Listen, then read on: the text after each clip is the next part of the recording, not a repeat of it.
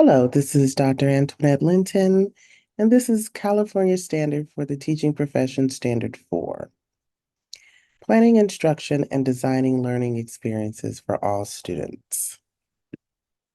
This standard focuses on planning for instruction. Specifically, I want to highlight some of the main points of this area of teacher development. Planning and designing instruction for all students means making sure that learning experiences are responsive to all students. This entails critical analysis of the relationships among approaches to classroom instruction. Students' social and cultural backgrounds and prior school experiences are exceptionally important when planning for their development. Teachers are required to identify and develop instructional approaches that build on and extend what students learn outside of the school and in their homes and communities.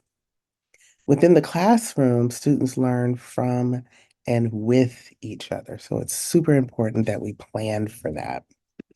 Let's go over planning as a contextualized process. Planning as a contextualized process. It is super important that we keep in mind that the planning process is contextualized. That means this process includes understanding the topic, making meaning of what we know about the subject matter and putting it in a developmentally appropriate way so that kids know what's expected of them and what they're able to do. Then choosing some sort of engagement activity with a driving question is important to make meaning. Finally, we determine the learning objectives, the epistemic practices, and the lesson level performances.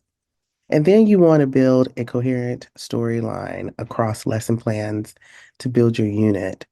And and this informs how each lesson will inform the next one until students are able to describe the engagement activity in their own words and answer the driving question. Now, this process is contextualized, meaning there are questions that every teacher should ask for as they go through each of the steps in the planning process. Expansion is the concept that learning experiences should lead to self-determination of the student based on what the student values and is what and what is relevant to the student. Intergenerational knowledge is the knowledge created between people of different generations. This could be community knowledge and what children bring from the community, from their elders. This could be the knowledge between the teacher and the student, or an exchange of ideas between the teacher and the student. This could be an interrogation of traditional knowledge found in the textbooks. First languages are respected and expected in the classroom, and the teacher plans the interrogation of language all throughout the learning experiences.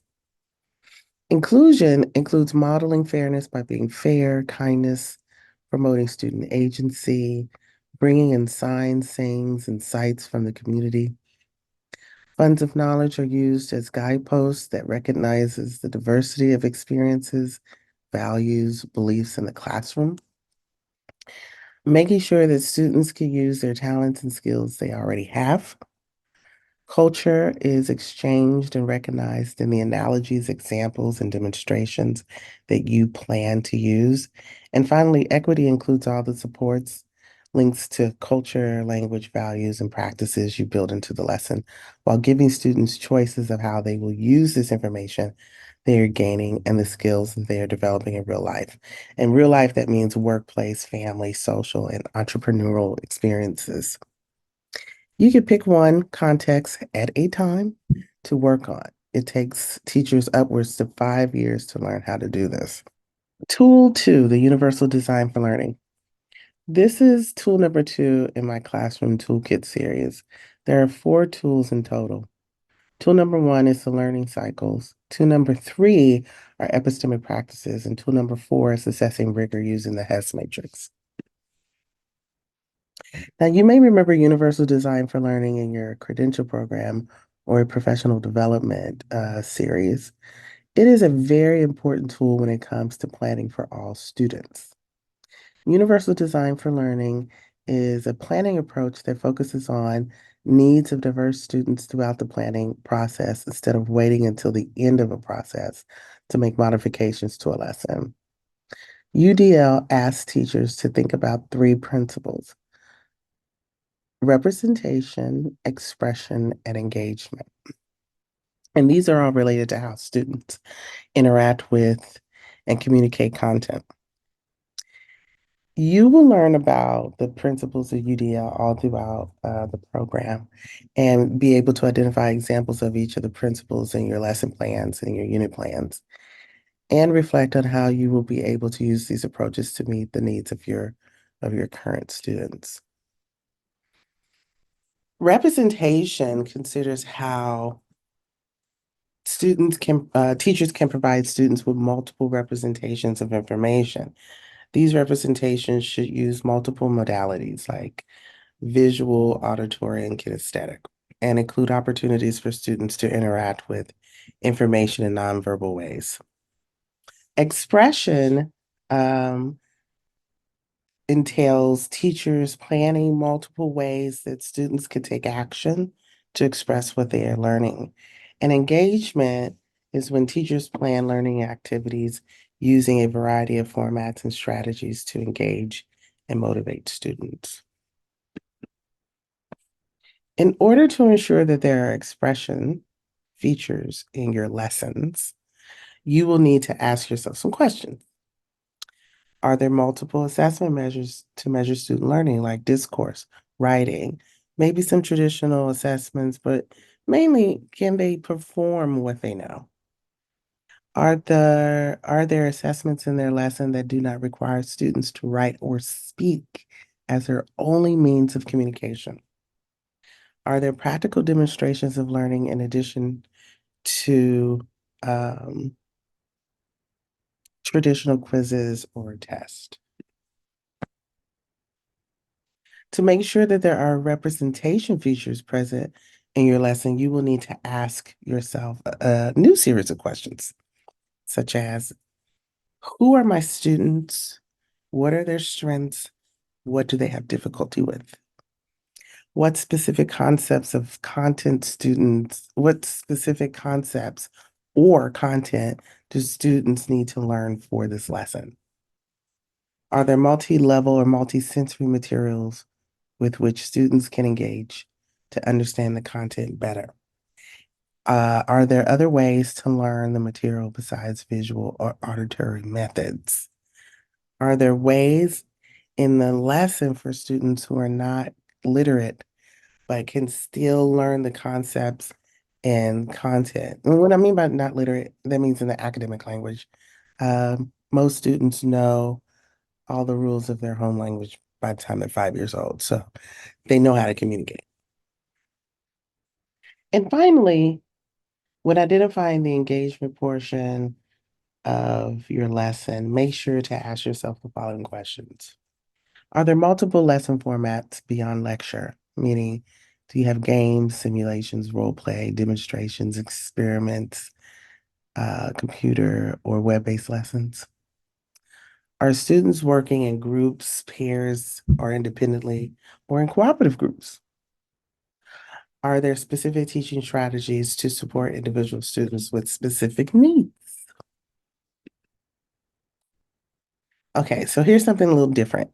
Now that we've discussed CSTP 4 in some details and the importance of planning, I want to share with you some ideas about how to interrogate just, equitable, and inclusive practices with CSTP 4. From the JEIE overview, the concepts of justice, equity, and inclusion are seen as professional propensities. These are concepts used across grade and subject areas that influence the pedagogical and social decision making we do with our students. These ideas are powerful because they explain how we intentionally cultivate positive socialization, academic engagement, and effective leadership in a just education system. We hope that by applying these concepts to your work, that you develop habits of mind for supporting and leading all students at any level of their education process. This graphic organizer shows one way to think about JEIE concepts, and we will go through the graphic and describe the two main portions, inclusion and equity, as they relate to CSTP4. CSTP4 highlights how teachers need to apply knowledge of their students, the student's background, and their learning factors to what they plan to teach. This is important when you are trying to provide intentional support for all students based on need. It is critical to understand that not all students are alike, that we want to not only teach the subject, but to teach how to communicate with each other. Evidence of this intention can be shared in lesson plans, student work, and assessments. Just make sure that it is clear how you want students to demonstrate what they learned. In many cases, we have to provide demonstrations for our students so they know what we are asking from them. When teachers provide hands-on activities and respond in positive ways when students are having challenges and difficulties, we create a safe space for students to risk taking and making a mistake. This is very valuable support for all students. What are some ways that you plan for students to engage in learning when they may not have had significant time to practice? Well, CST, CSTP4 also requires that you know your epistemic practices and pedagogical content knowledge so that you can strategically use the full range of materials, resources, and technology provided by your school. Remember that epistemic practices are the key procedures or conceptual structures carefully crafted from subject-specific practices that meaningfully engage students in critical thinking as defined by the norms of the professions. If you need a refresher, please see the video link about epistemic practices and the announcements for this week. Far too many teachers are dependent solely on the curriculum and the teacher's addition of that curriculum when it comes to planning for student learning. This is why epistemic practices are so important because it gives meaning and purpose to the planning. What epistemic practices can you use that will help you strategically use the materials and the technology in your district? So, what are we looking for when it comes to CSTP4 and equity? In the planning and the teaching, there has been time for students to learn key procedures and conceptual structures of the subject matter in a way that is meaningful for them. This occurs as a line or two in your lesson plan and your ILP talking about when the students have learned the lessons and when you can expect them to use them in other classrooms. The next JEIE principle that relates to CSTP4 is the importance of learning the students and earning their trust for inclusion purposes. Without trust, young people have a hard time learning from adults. Try to get to know your students in ways that are meaningful. This means to learn about their personal curiosities, stories, questions, and experiences beyond the classroom and beyond the curriculum.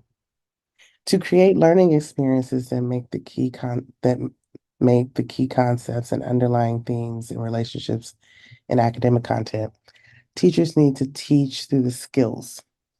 It's important to teach students the epistemic practices first and then gradually introduce the content over time. In this way, the students are allowed adequate time to learn the skills. Over time, the students will become self-directed and use the skills to teach themselves. So, what would this look like in a lesson plan or in an ILP? In lesson plans, this could look like clear steps or heuristics that are explicitly taught to the students.